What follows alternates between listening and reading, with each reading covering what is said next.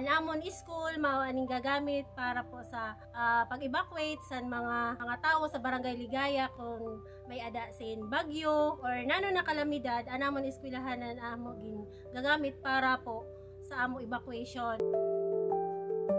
Pero yan na po, may nag-abot sa amo na blessing, gintagan kami sin evacuation center na magsusuporta po para sa amon barangay kung in kaso po may mag-abot nga kalamidad.